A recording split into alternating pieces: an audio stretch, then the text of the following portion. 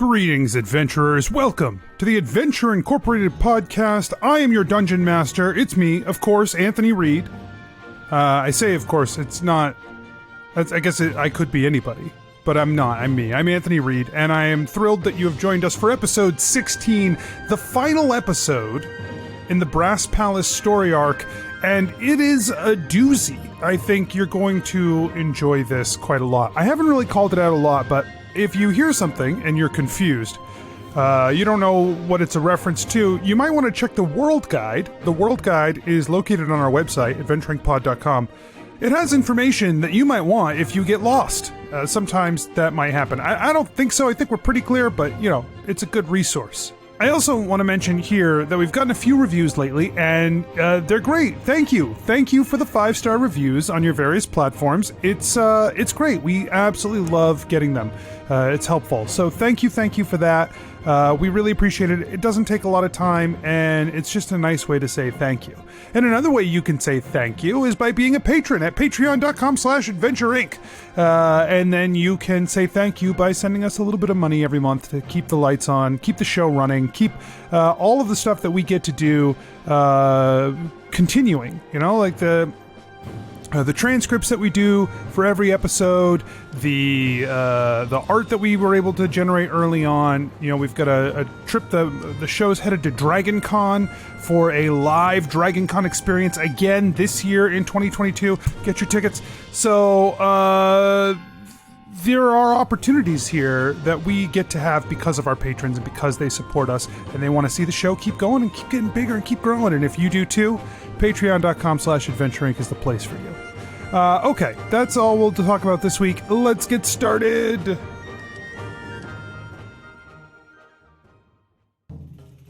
Nobles and farmers, knights and scoundrels, gather round to hear a tale of excitement and mystery. Brave adventurers facing grave dangers. Belroth, the ranger. She's a Grimalkin, but that's understood. No pets allowed, even though she's not a pet. I will wait outside. Everyone, if anyone needs anything, I am outside. Skarpin, the cleric. Should I just try and snipe them from over here? Yeah, okay. I did say they were as good as dead. I would hate for my, to break my word on our first contract as Adventure Incorporated. Ellori, the bard. We would want you to leave this warehouse. He points behind him. Mm-hmm. Church! Oh, sorry. We want you to leave this church. ReedDeeran, the wizard. He say you no worship Shattered Fang. Yeah, man, he's like super wrong. We love Broken Tooth, Shattered Fang, man. Prepare yourselves, for these are the tales of Adventure Incorporated. What follows is the most grueling day and a half of constant training with Wesley on the training grounds. If he was holding back, that sucks because you guys have a terrible time grinding against him for a day and a half, trying to increase your strength. Grinding yourself. As though against a millstone. Grinding up on Wesley? If you want to grind up on Wesley, that's your own business. Oh, no, Ellori does not. No, it's the whole show's business. Listeners, if you ship Ellori and Wesley, let us know. Now I do.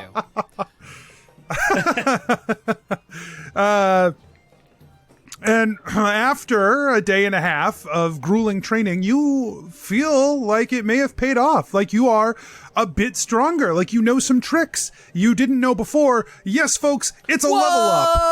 Hey! So let's talk about level 4 for each of you, starting with Ellori. Ellori, what's level 4 look like for you? Looks pretty much the same as level 3, but I got a new spell. I boosted my charisma a little bit, so my spell save DC is now 13. Nice. And my new spell is Enhance Ability. Fun. Yeah. So I can make someone like a cat. Or a bull. Or a bear, or a fox, or an owl. Or an eagle. Perfect. but never a squid.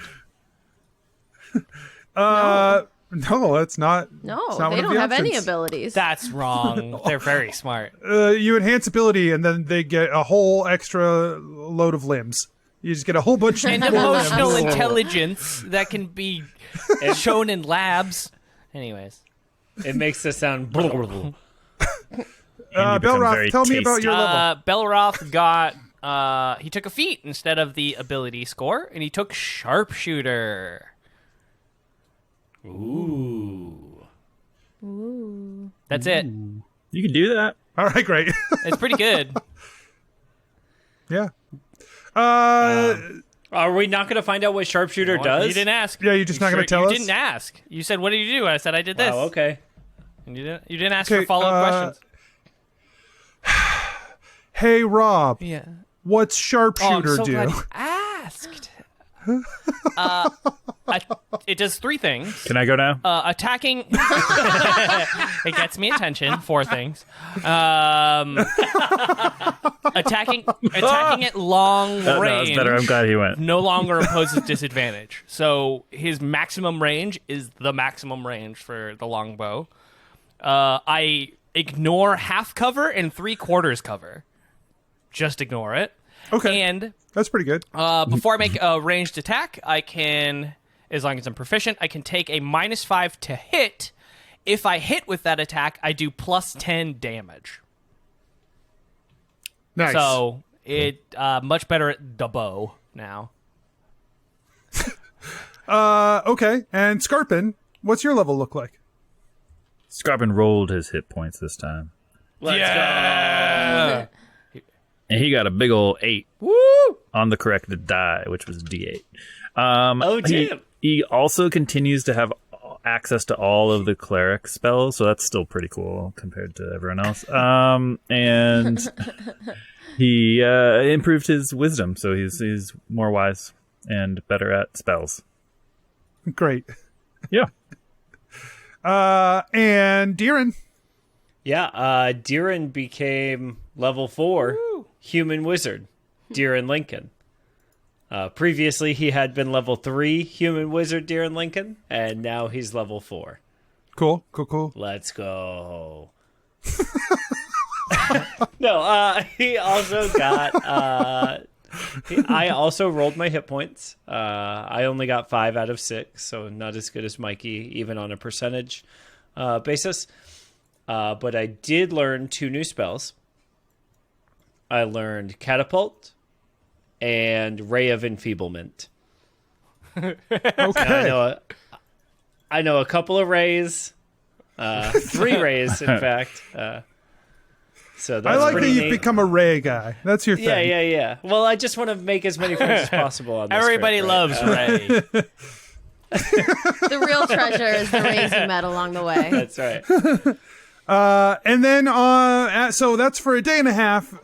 You do that, and then finally, Wesley releases you back down into the town to buy supplies before your final night of rest, where you expect Archimedes to arrive in the morning. That was brutal. Was anyone else find that to be quite tough?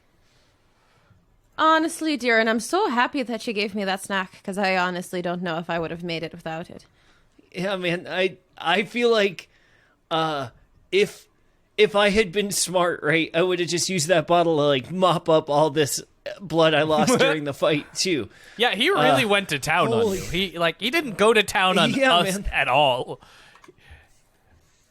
Yeah, like that sword is super sharp, you guys. Like he kept hitting you with like the flat in the butt of it, but like I don't know, man. Deeran looks down at like all the cuts, like all over him. I'm gonna have to like buy a new robe.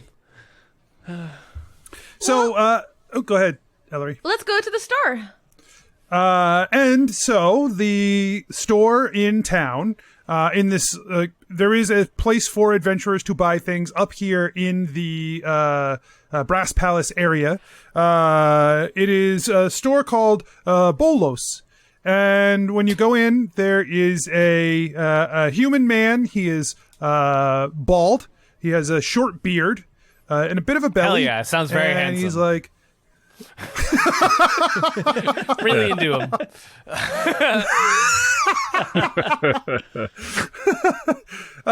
he says, welcome to Bolos. What can I do for you fine adventurers? Is there anything I can interest you in here in the shop? Anything at all? Come and take a look. I've got deals for days. Here at Bolos. I ironically love this band, actually. You just got a salesman, hey!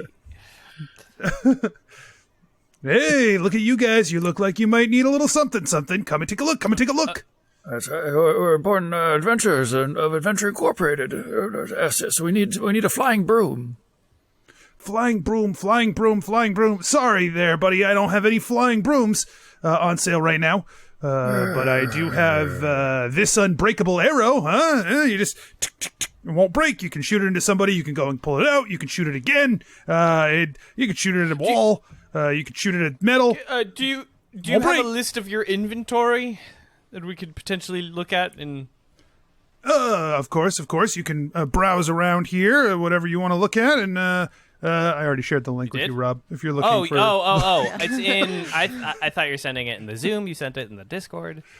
Understood. I was like, Bud, I'm sure it's great, but I don't know what else you. I have a lot of things that I want. If only you had the potion of mind reading, then you'd I don't. have known. You'd have known. Whoa, that leather armor. Holy moly. Oh, you like this? Yeah, some studded leather armor. This is some fine quality stuff. Really the best stuff you can get your hands on. I definitely cannot afford this. I really would love it, but I cannot afford it. All right, well, I am willing to make a bit of a deal if you could. I sell it typically for 619,170 gold. If you could do 619,000 gold, we could call it even. That's all right. I'll go over in your section that's labeled tattoos, and he looks at all of the inks because there's a couple. It's like there's a couple. There are a couple. What is the third level spell rot tattoo? Oh yeah, this tattoo is a tattoo of clairvoyance. I had a guy come in here who had a lot of divination tricks going on. So this one's pretty good. He would tattoo it upon you. Really, I would give you the magical ink. I would let someone else do the tattoo. I'm not a very good artist myself. But you tattoo it with the ink in the right patterning, which I have detailed notes on, and then you could tap into the minds of others. Let me think about it. Hey man, this staff here, can you tell me about this? And Deeran spins the stone that's floating above the staff of adornment. Oh, yeah, sure. This staff, it's got a special magical field above it that when you place an item, and he reaches over and picks up like a metal orb, like a little metal sphere that fits in his hand, and he just places it above the staff, and it floats above it.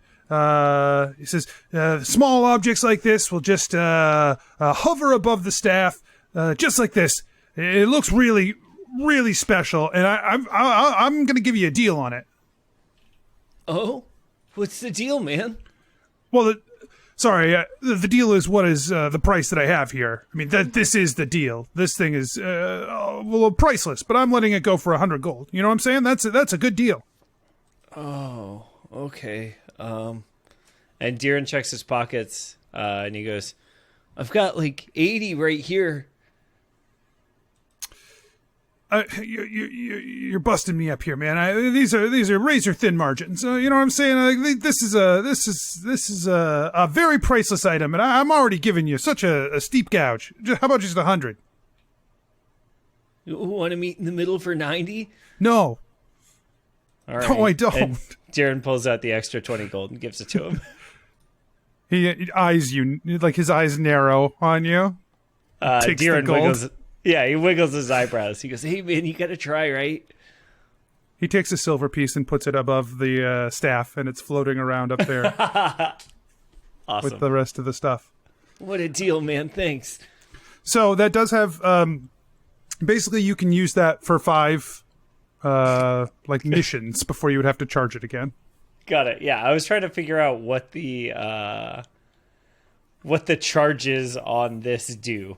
Yeah. Like basically, if you used it 5, if you used it for a month, eventually they would all stop working. Sure. Okay. Yeah. So Deeran is going we'll do to it by like adventure. Sure. Okay. Yeah, Deeran is going to like carry this around like this is his new staff. Like he is wizardy AF now. He's got a staff. He's got a hat. He's got a robe. Like, ooh boy. All right. Anybody else? If he ever grows a beard, y'all are gonna know from a mile away what he does. Come on, Deeran can't grow a beard. I said if. There's still time.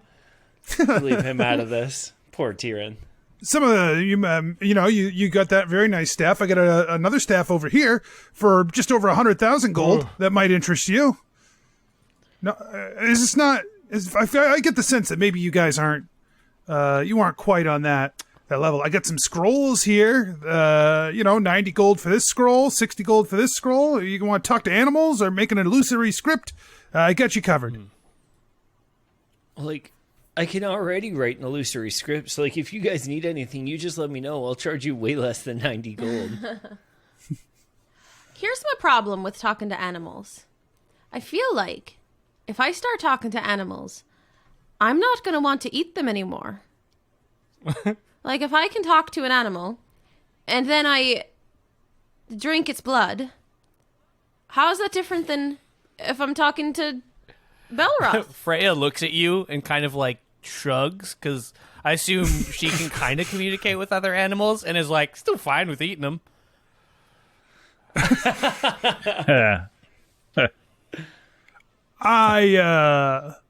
Whatever you say. I'm going to defer to you in this one. I feel like you would be the expert and I would not, but if you want to talk to animals, you don't want to know a secret, I'll tell you the truth. Talking to animals, they're kind of jerks. I don't know if I would talk to too many animals around here, so it's a valuable spell every once in a while, but, just because you can talk to an animal doesn't mean Freya's they're friendly. tail bumps something. Yeah, see, this is what I'm... okay.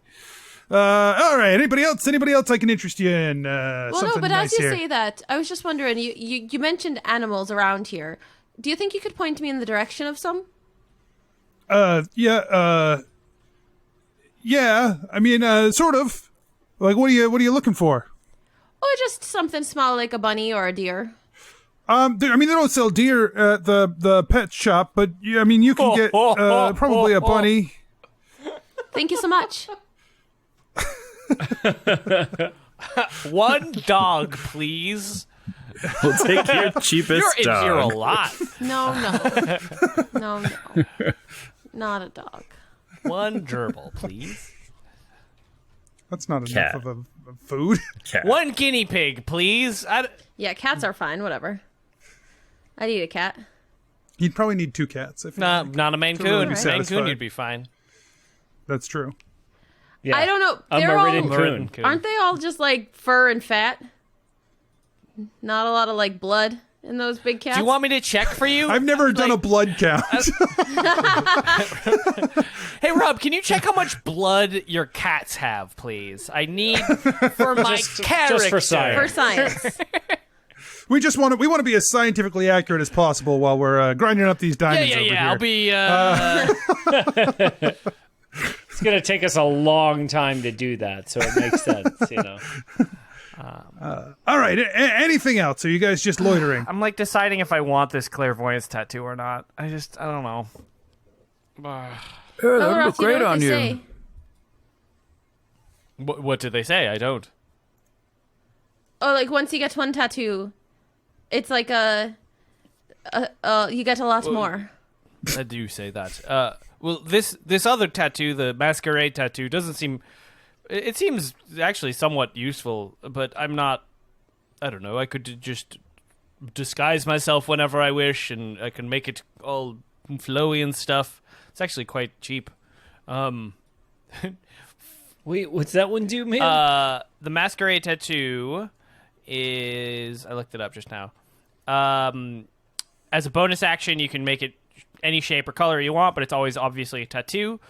As an action, you can use that tattoo to cast Disguise Self on yourself. Once the spell has cast it from the tattoo, it can't be cast again until next dawn. But like this one, for one spellstone, can do it 4 times. And also, that dawn restriction doesn't exist if you're feeding it spellstone. Okay. But the clairvoyance one is interesting too, because I can then make an invisible sensor in a location familiar to me, anywhere I have visited or seen before, or an obvious location I'm unfamiliar with. That one takes 6 spellstone to recharge. That one's a little bit... But I feel like that's potentially more useful, but also Disguise Self. It's just hard for, like... Rob the player is like, hell yeah, get the fucking Masquerade tattoo, Belroth, you idiot. But Belroth is not a good disguise person. He's not he's not a person who's like, hello, fellow gods, greetings. Yeah, I don't think Belroth sees the value in Masquerade tattoo. That's the obvious choice. Right. It's the combination that it rolled is very powerful. That's why I'm like, holy shit. 4 charges and a 1 spellstone recharge is bananas. Spicy. For only 160 gold, which is ridiculous. Free. Deeran, his body is a temple. He won't be getting a tattoo. Tell that to the thousands of marshmallows he's eaten.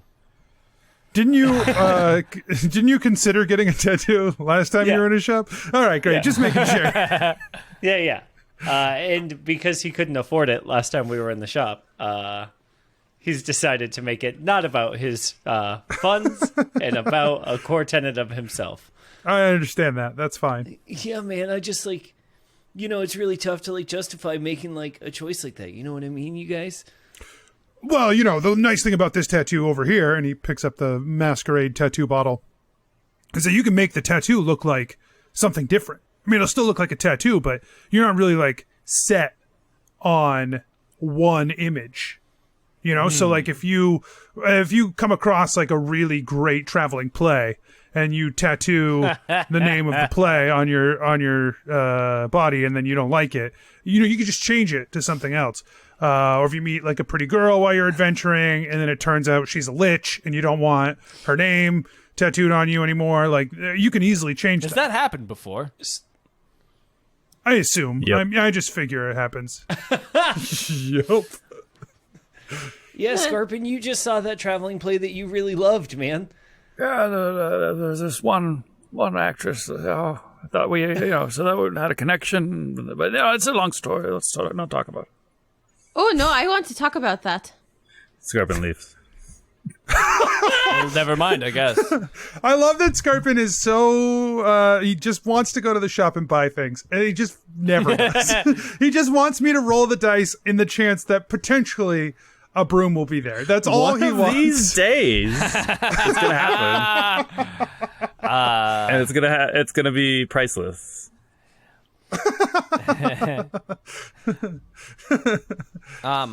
Anything else? I got this net over here. Anyone want this net? No.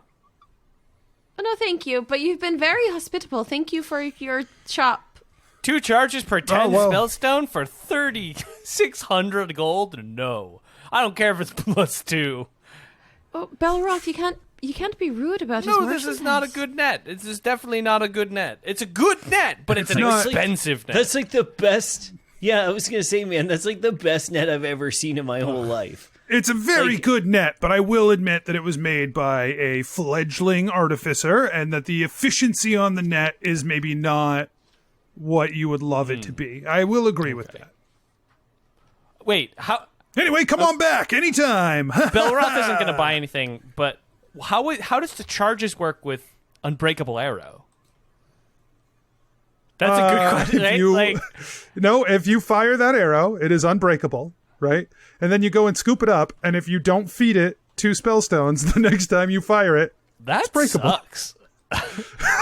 None of these. I kind of wanted the clairvoyance, but I don't know. It's all right.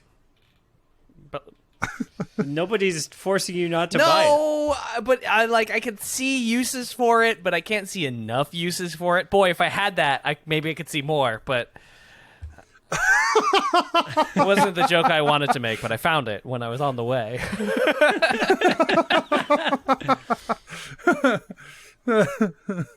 All right. So the four of you head out. Anything else you want to do before you rest? Before you're supposed to meet Archimedes?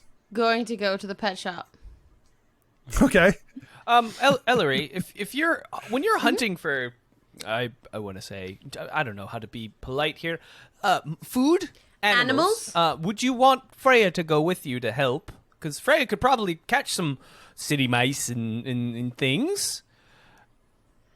Oh, I really appreciate Some various it. raccoons. Yeah, if she can catch stuff that's bigger than mice, I would really appreciate it. I bet you could catch a raccoon if there are raccoons in the city. I don't know if there are. Is that just how Belroth says It is now. Raccoons. That's how we say it on the Demiles. No, wait, you No. call it the Demiles? No. What? No. Sorry, it was a... That's really cool. Well, thank you. Anyways, if she wants to find potentially a small possum, I don't know if they have those. They don't have those in cities. What are other animals that live in cities? Birds? I mean, they have them in.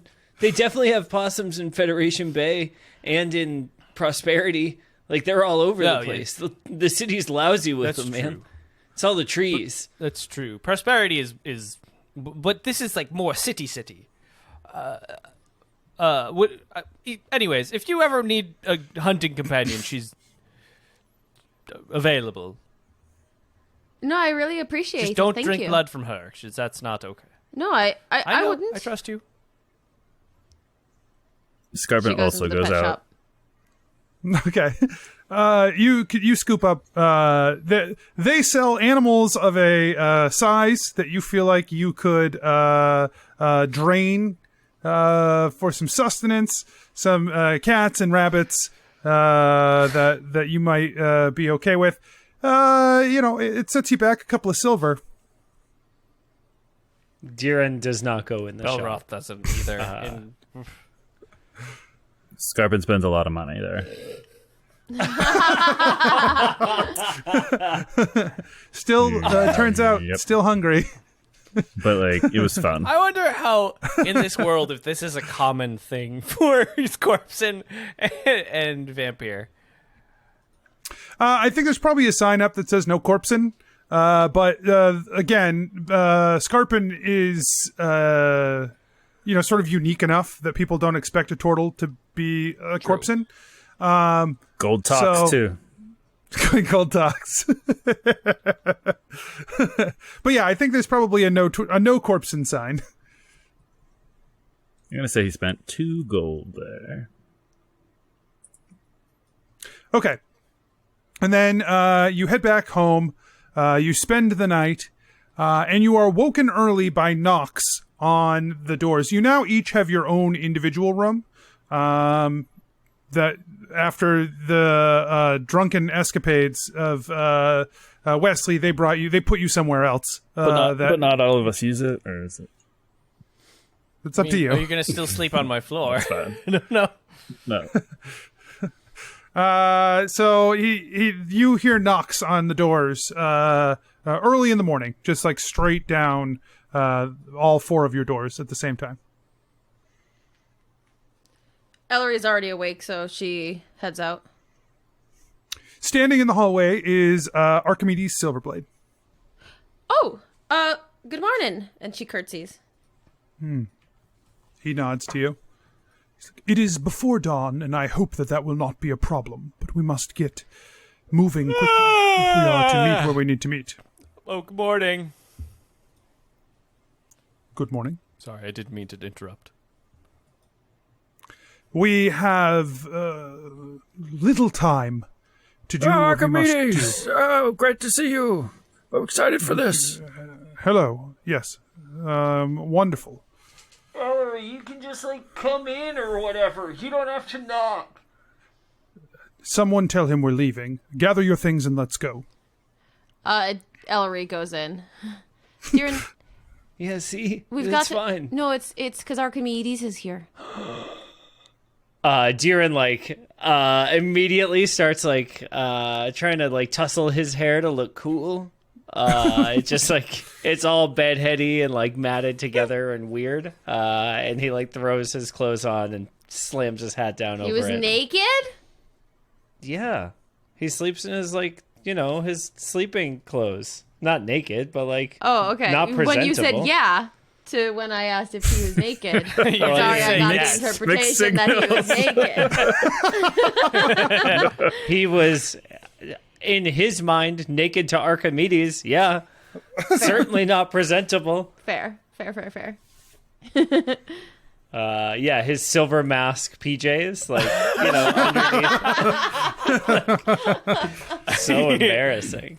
His bed at home is a tower of Varai. Right. And yeah, Deeran stumbles out. He's like, all right, man, I'm ready. Excellent. Now we must depart, and quickly. And so he turns and walks quickly out of the building. Belroth kind of grabs Freya and they follow. Yeah, Deeran uses the stairs to get down to the bottom of the building and then exits it safely. Perfect. That's also what he did. He didn't just Oh, okay. jump out a window. Quickly! I just figured he phased right through the wall again, So, as you guys leave the Adventure Incorporated tower, begin to head for the gates of the Brass Palace, he begins to tell you a little bit about what is happening.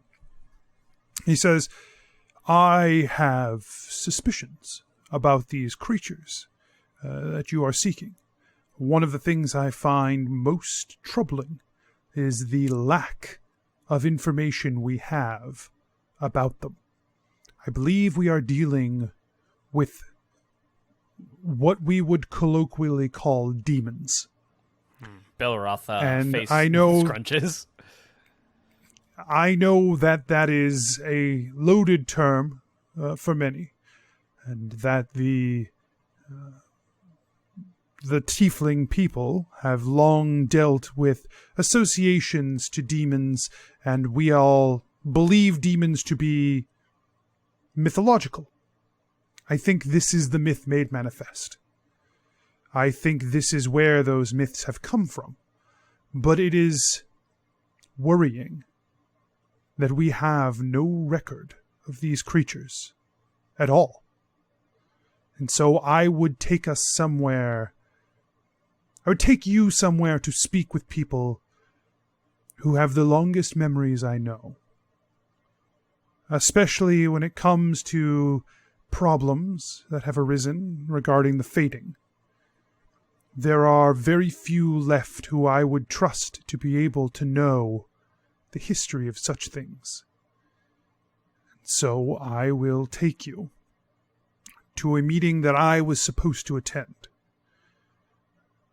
If I bring you with me, I fear that there will be reprisal. If I send you in my stead, then you can go and ask the questions that need to be asked about the things that you have seen. This is something I am willing to do, though I am giving up a great deal to do so. Do you feel the air today? Yeah. There is a shift. The warm winds of summer are giving way to the fall. Today, the courts change places. The Green Man and his siblings slumber, and Winterbone will take his place in charge of the courts. But today it will be neither the Green Man nor Winterbone who rule over the lands of Fae. Today, the Golden One wakes from his slumber, as he does twice a year. Today is one of those days. If there is anyone who can answer the questions you have, it is the heart of creation. And so that is where you will seek your answers. Ellori's eyes, are enormous. She's having a Deeran moment.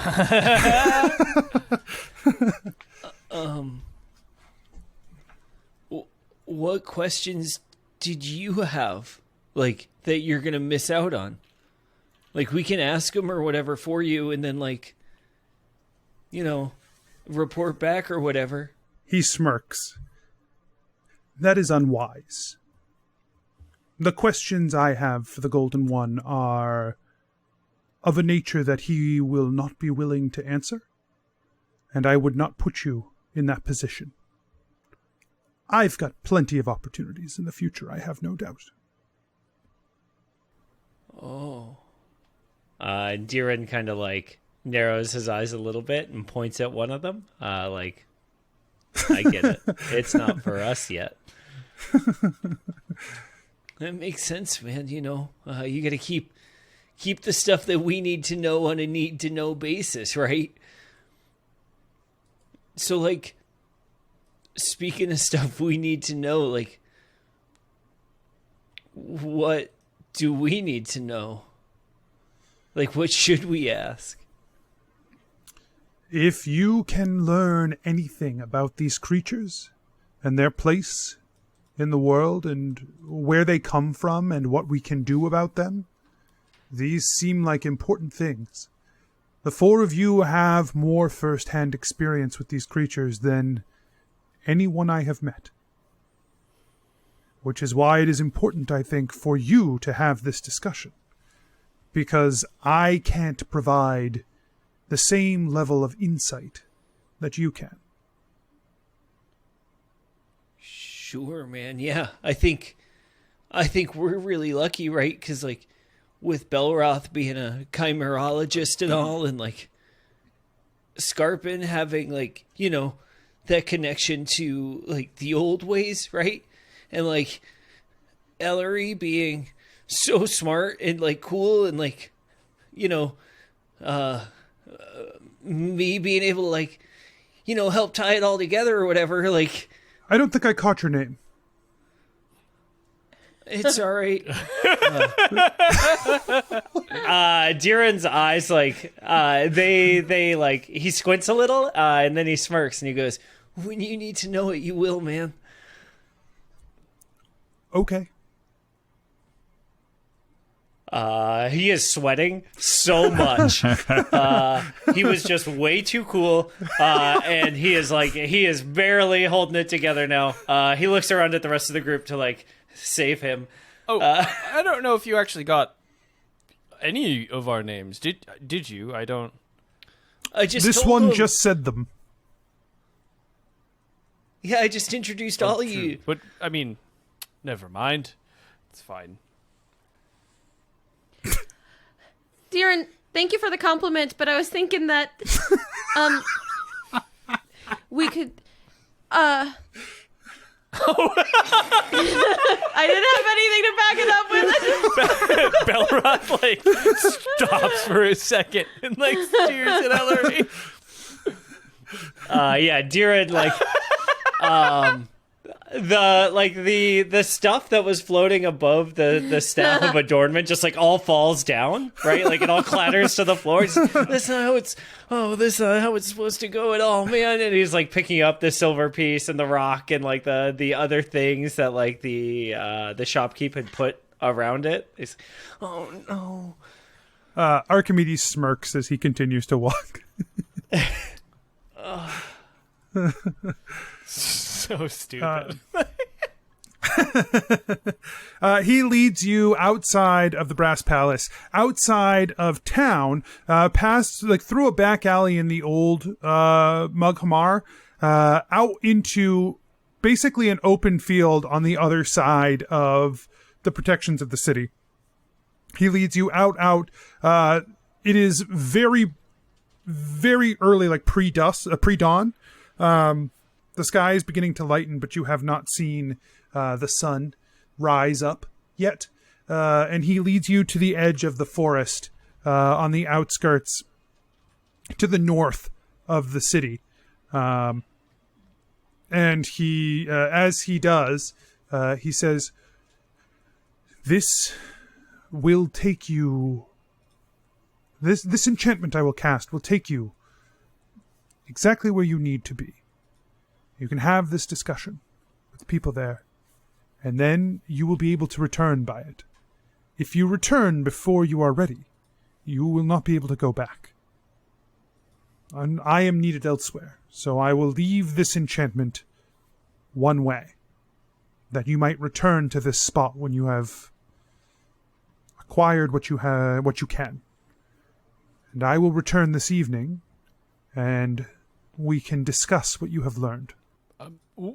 What should we expect from, I mean, a thing of legend, of the heart of creation? Like, have you seen this? What should we know going in so that we can best prepare ourselves and not, I don't know, mess it up? Are there any of you who are bound to the Agrestal spirit?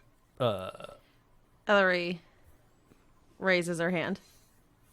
Which of the courts do you follow? The heart of creation. Ah. So it probably shouldn't be her. Well, she may be in a unique position. Her devotion to this being will undoubtedly be felt by it. It will know her presence. The Agrestal spirit is many facets. They are not single entity. Each of the creatures on each of the courts has their own drive, their own will. Often it is a question of how the courts get anything done at all. And truly, many would argue they don't get much done. Their impact on the world lessens and lessens as time goes on.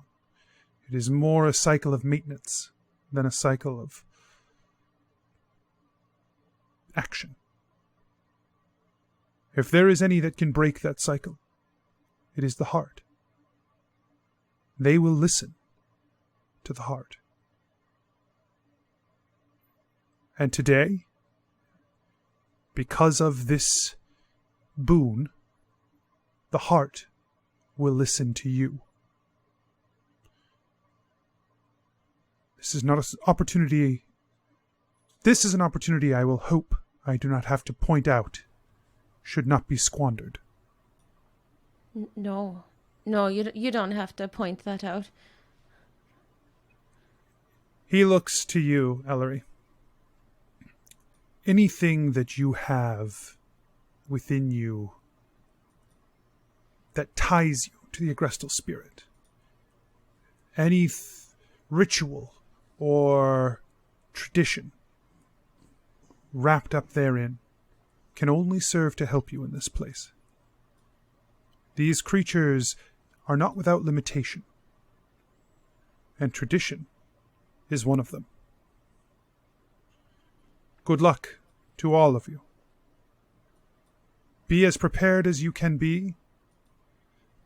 Try not to offend anyone, and do not, under any circumstances, eat anything while you are there. He places a hand on a tree, and a spiral of golden light appears on the trunk of the tree, like glowing outward. Belroth, Nope. do you feel... Yep, give me a second. I'm so used to it now. Do you feel a 19 sleight of hand check as I reach into your pocket for some Freya snacks before we go in? Let's find out. What is perception? I rolled. What is Yeah, I perception? think- Perception. I think that's the opposing check there for a Wisdom. sleight of hand. Well, I rolled a 17 plus 2. Meter beat, baby. So, Yeah, so yes, Belroth you do. slaps your hand. I do get a treat. I get one treat out, and one treat hits the ground, and so me and Freya munch them real quick together. She paws me like a high five, like a little. But you think it's a high five, but really she wants the snack you grabbed. She wants the other Yeah. snack. Yeah, Yeah, she exactly. wants both. yeah. She But doesn't get both. Deeran, gives the high five back. she's mad. Belroth's mad. He just said don't eat anything in there. Yeah, that's why I'm eating things out here, man. Think about it. And Deeran taps his forehead and then walks in. All right, yeah. You walk into this portal. There is a sensation of twisting. Light flashes in front of your eyes of bright gold. You are pulled and pushed and crushed and twisted, and then everything normalizes, and you are in the center of a forest. Golden lights in the trees all around. The pre-dawn birds are chirping here in this part of the woods. And there is a long wooden table with 15 spots at either side, and one spot at the very head of the table. Both sides of the table are currently full with creatures, various different kinds of creatures. They all are humanoid in shape, but they all are very different. And there's 30 of them. But the two that really stick out to you, Ellori, are the two at the end of the table closest to the head, which is a man, like a humanoid, who is covered head to toe in leaves and vines. From your stories, you believe this is the Green Man. The other across from the Green Man is gray-skinned and seems to have almost like sparkles embedded in their skin and are draped in bones that rattle and clatter as they sit. Their hair is actually like spines of creatures, like bones from a vertebrae, instead of or either their hair is inside these vertebrae or their hair just is these bones, as it sweeps down their back. They are, I would say, unfriendly glaring is occurring on either side of this table, from the people on the Green Man side and the people on Winterbone's side of the table. Ellori is crying. I mean, when you meet your gods for the first time, she's very overwhelmed, and she's gonna hold her hand out behind her for anyone, whoever is closest to her, to just grab to steady herself.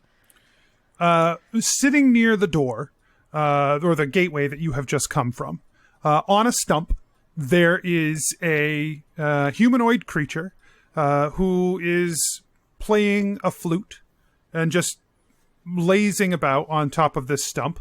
He's leaning on a taller stump, and as you come through, he says, "Oh, well, you are not expected at all."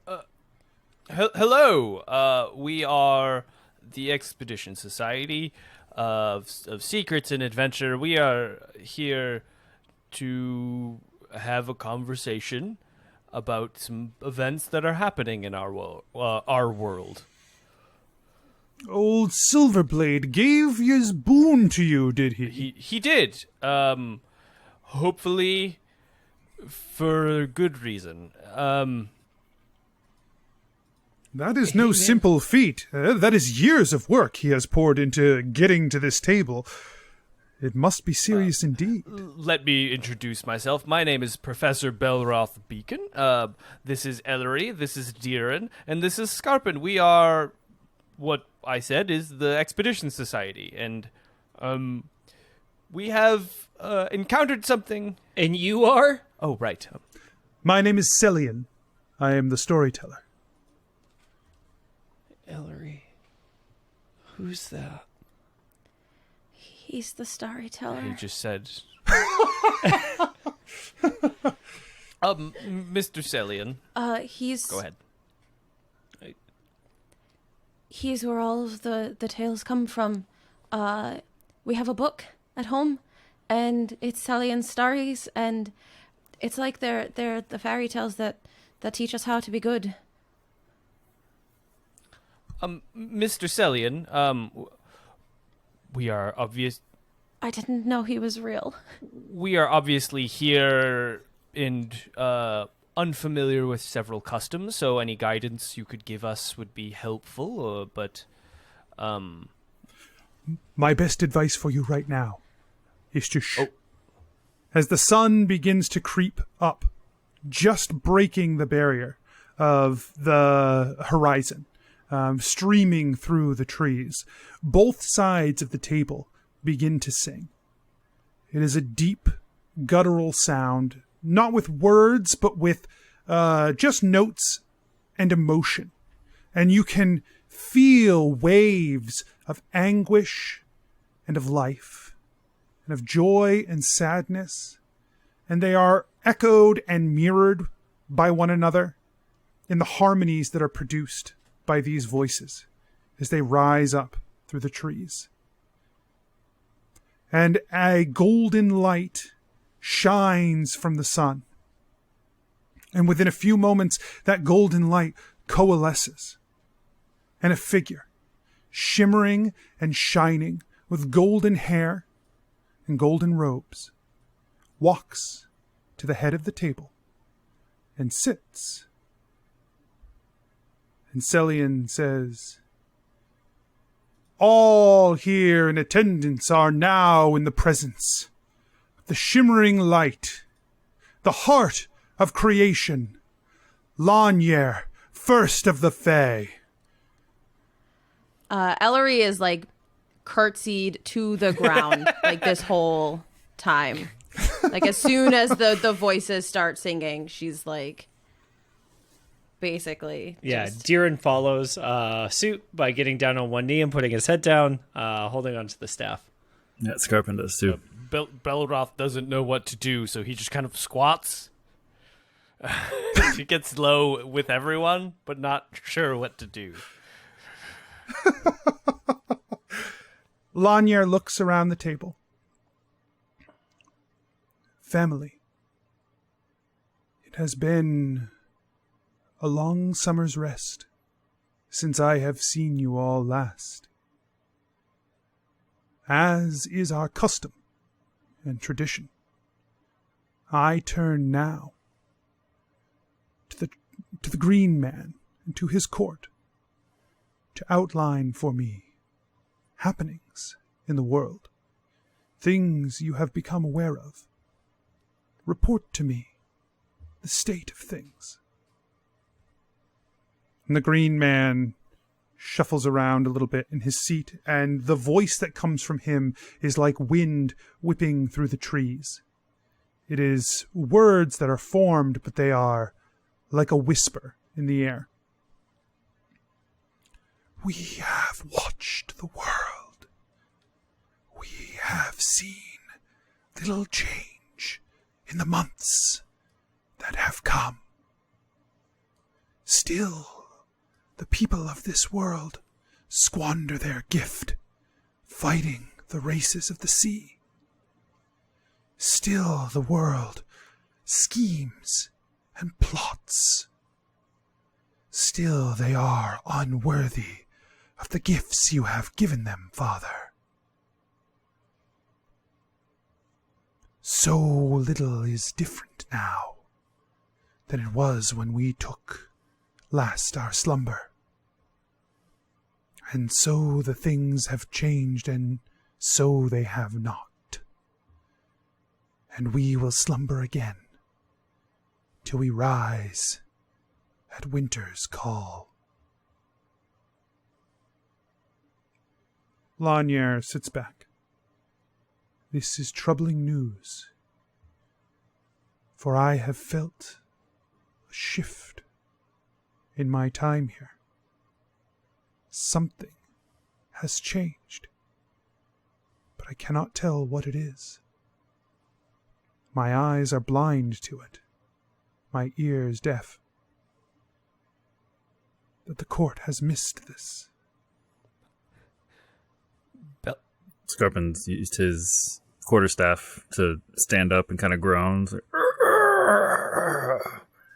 And, excuse me, Mr. Lanier. Hello? He stands from his seat. He moves around the table toward the four of you. Slowly, he passes by the court of the Green Man. Each in turn are looking at him as he walks by. And he steps before you. He fills your vision with golden light. You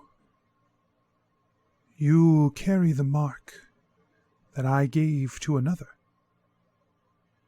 You walked through a gateway intended for one that I can still feel, which means he gave you this boon willingly. He must think a great deal of you. We are recent members of Adventure Incorporated, so yes, we're coming up in the world.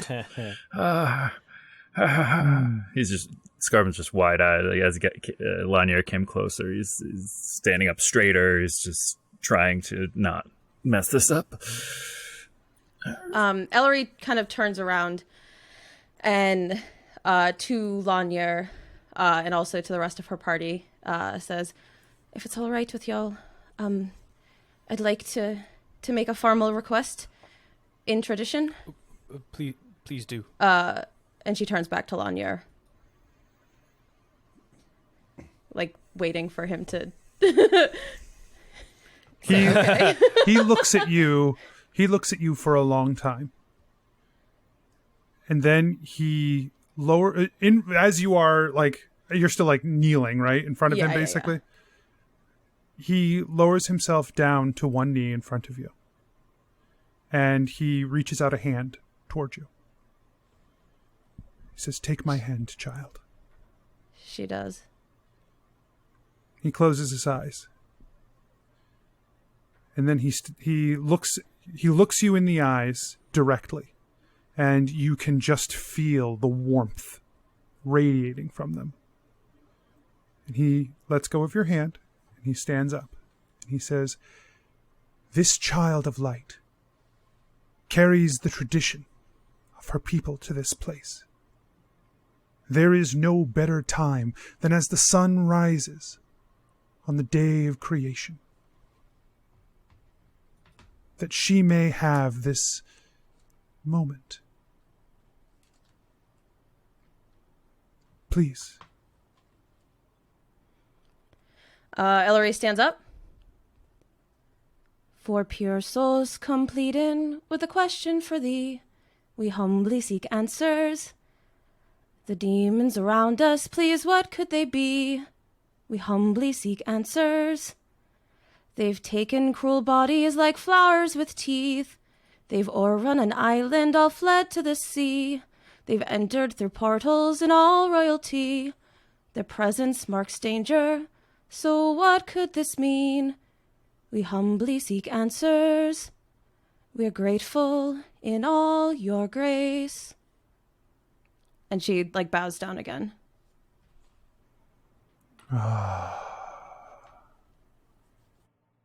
This is the darkness I feared. This.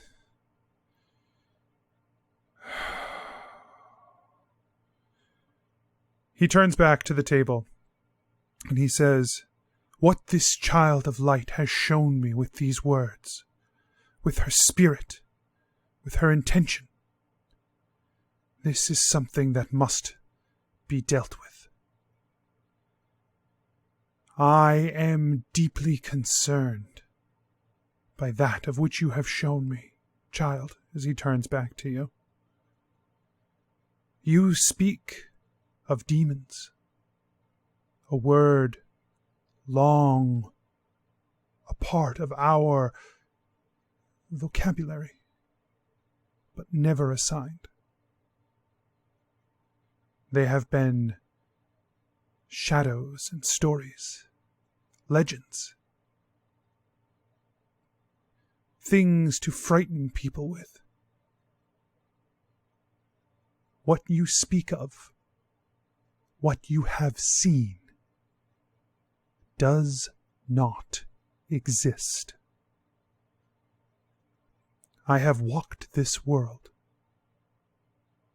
off and on, for 2,000 plus years.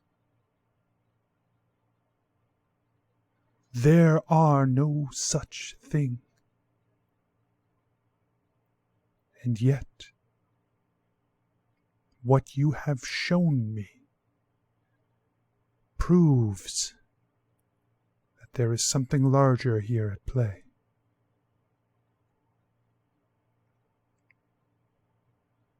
My children, I am sad to say, I do not have the answers you seek, except to tell you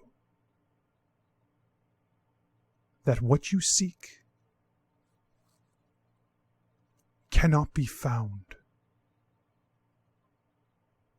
You search for information, but no information exists.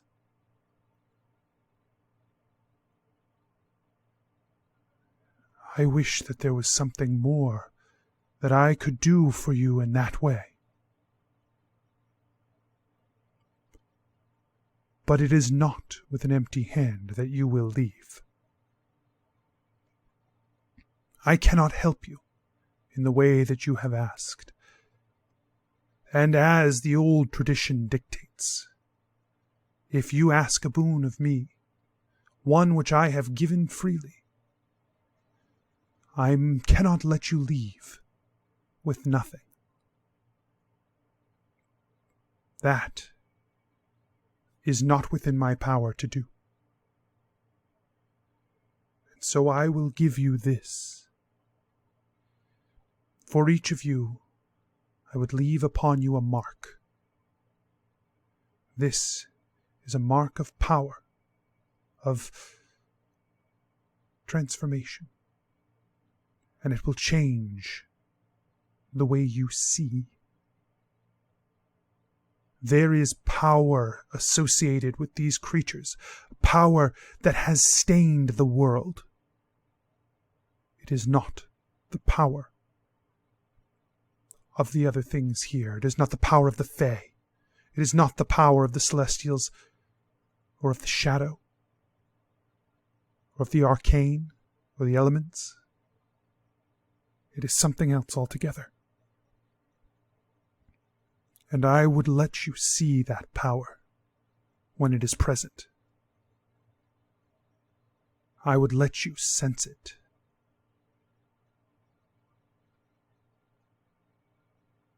Additionally, I would give you something.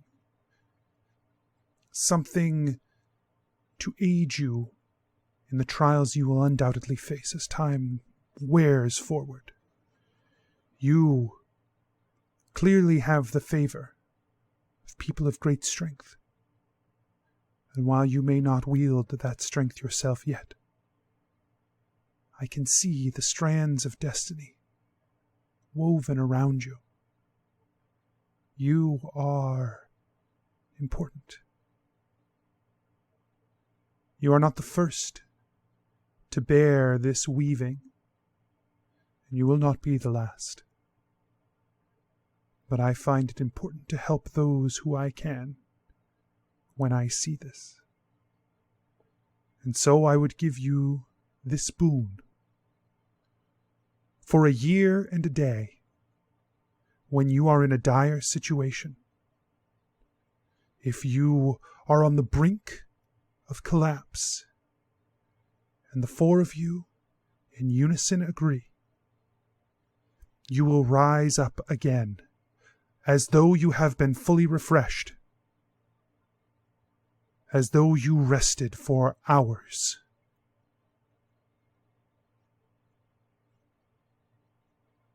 May this save you when you need it most.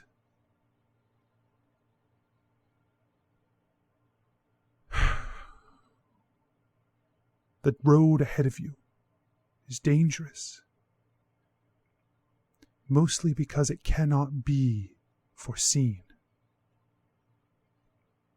This change, this shift, it feels as though it is outside the strands of fate.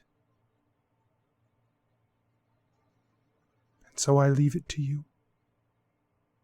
For you are of those who received my gifts, and you have always been greater than those of us too clouded by purpose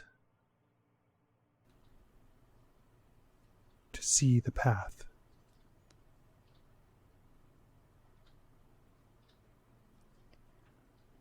We thank you with all our hearts. You have come here selflessly, and so I would give you an opportunity to ask a question of me. To the best of my ability, I will answer it. This is something often reserved for a guest of honor. At our feast, one of my brethren. But today, that guest of honor is the four of you.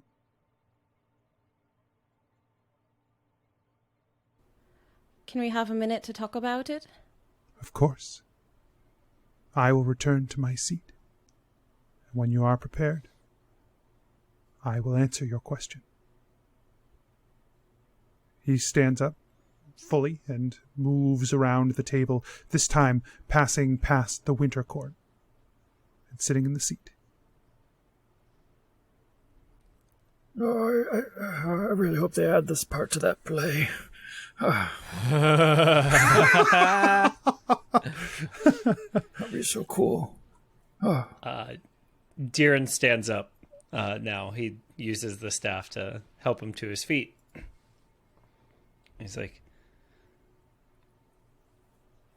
he looks at Ellori to like check her face to see if she's okay. Yeah, she's okay. Her face is like a little overwhelmed. And by a little, I mean a lot. That's why he's looking. That's exactly what he wanted to check on. Mm-hmm. So thanks for the confirmation. You're welcome. Is there... This is all a lot. Is there any questions that someone else wish to ask? Because I have several, but we can only choose one. My heart says I want to ask about the fading, but I know that that's a very personal, selfish sort of question to ask. Mine's very personal too. So, like, the fading to me feels like the key to all of this, right? Like if there's a power out there. Deeran's face like goes white for a minute, and he looks at everyone scared and says, "Can gods be affected by the fading?" That's a like there. How can this guy not know?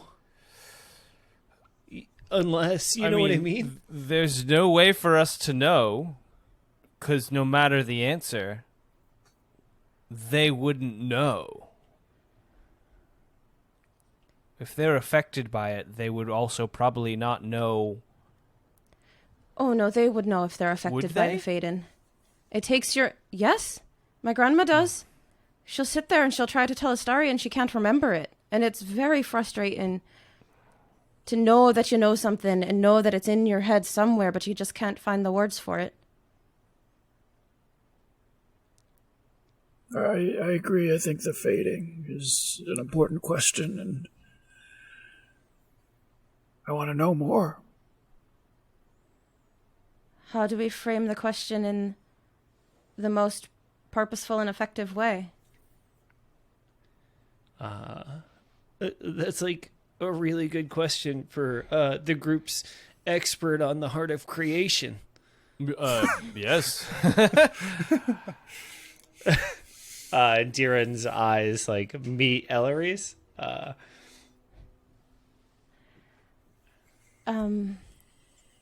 Like, I mean, I don't know, like, what the rest of the group thinks or whatever, but it feels like if we've got an expert in something here, you know, like, the most of anybody else anyway, we should definitely, like, use that, right? Skarpin?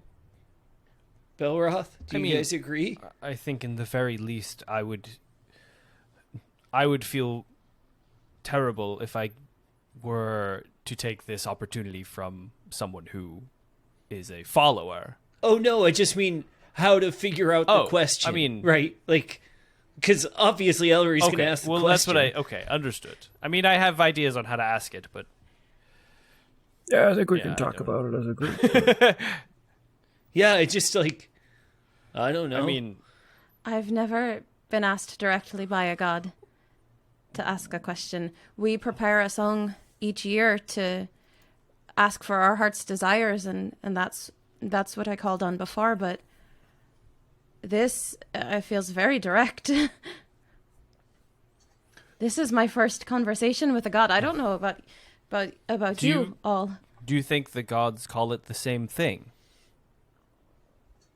Do you think they call it the fading, or is that a word that we call it, and they have other words for it? I'm sure they would understand the meaning. They would know. But... Yeah, they would know the word.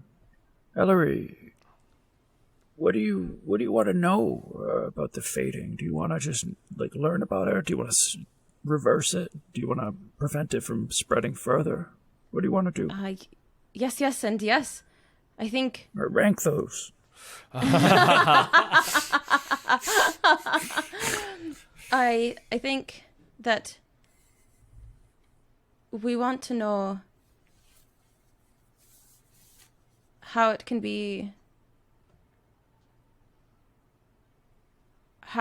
stopped, and if the memories can come back, and how we can keep it from affecting anyone else. Well, then, maybe we don't ask directly about it, but we ask about where do we look for more? Because we can only ask one question, but maybe there's somewhere in our world that we can find more answers than they can give us. If that makes sense. Sure, maybe we just ask how do we that solve also it. works. Yeah, that was what I was thinking. Like, how do we stop it? Right? I think I'm happy with that. Like, it's a big question, and he'll probably be like, you know, like, go to a library and here's a book. Yeah, if only. I don't know, like, yeah, like that's what they would have told me at the Black Scale, right? So like I don't want to assume. I had a lot of professors who acted like they were gods. Oh, but those like, ones are the worst.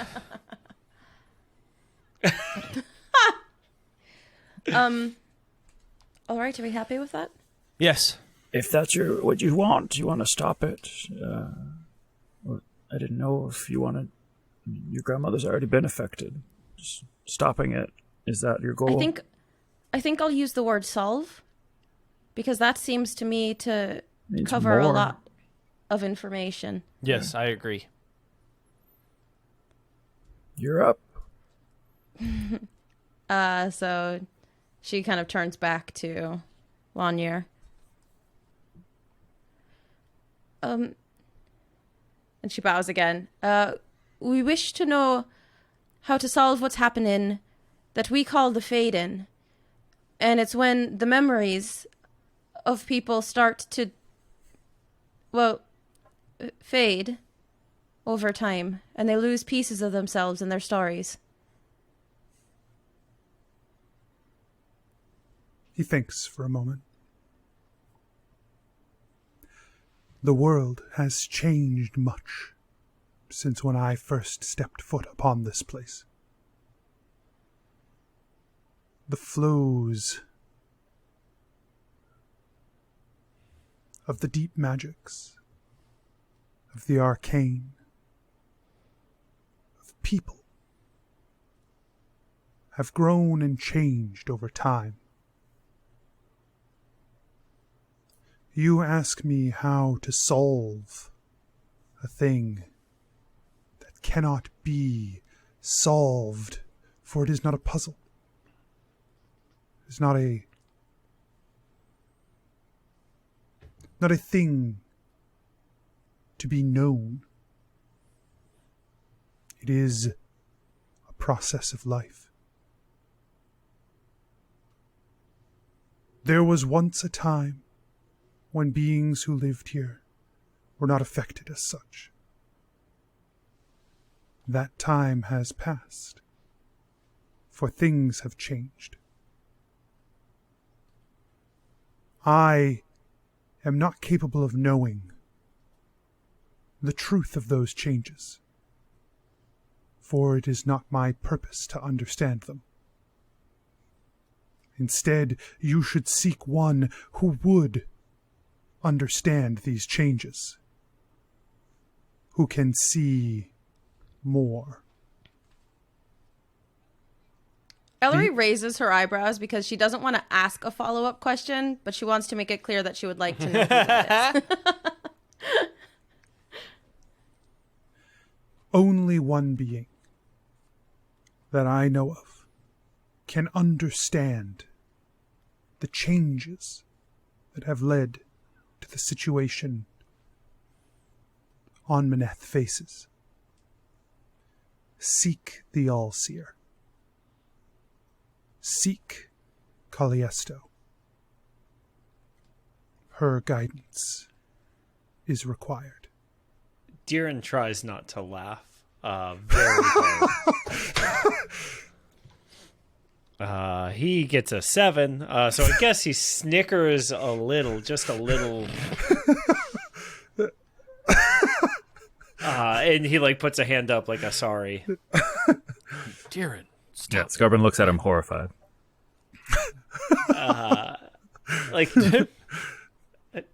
Belroth elbows a little bit, Honored guests, thank you for being here, for opening my eyes to something that had gone unseen. My time awake is short.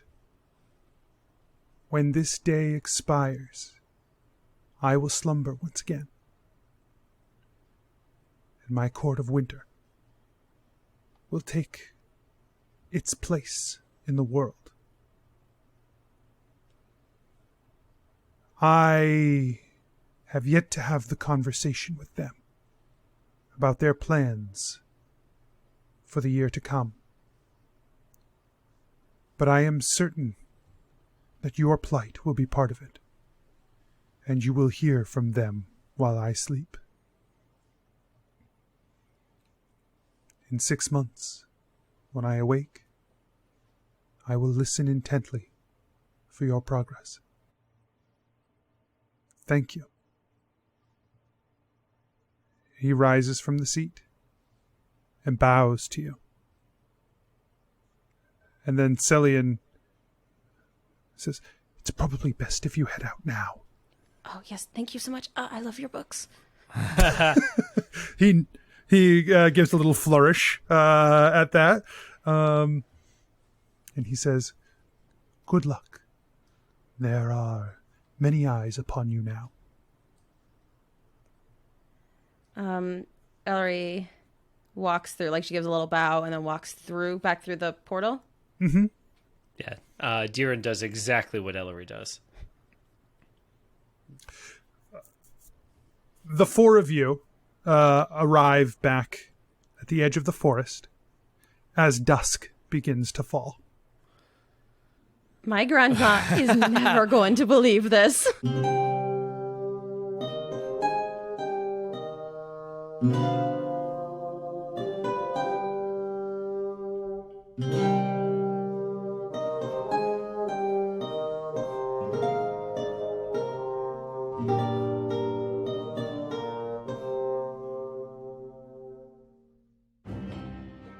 Hey everyone, DM Anthony here, just reminding you that if you're enjoying the show, tell your friends, tell your family, let people know word of mouth, and you can support the show at patreon.com/adventureinc, or you can check out the shop at adventureincpod.com/shop. Make sure you check the show notes and the website for all our social media, including our Discord, where you can come and hang out with some great people. We'll see you there. And until next week, I wish you nothing but critical success.